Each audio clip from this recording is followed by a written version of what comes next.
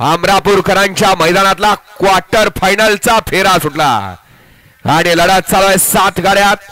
7 गाड्यांचा रणसंग्राम आहे कोण होतो क्वार्टर फायनलचा 1 नंबरचा मानकरी अतिशय सुंदर आणि शेवटच्या क्षणाला बाजी कोण मारतोय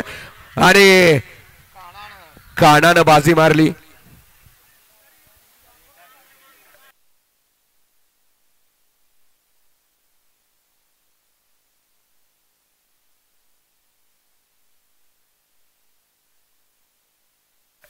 वळवा लगेच फायनलचा फेरा वळवायचा आहे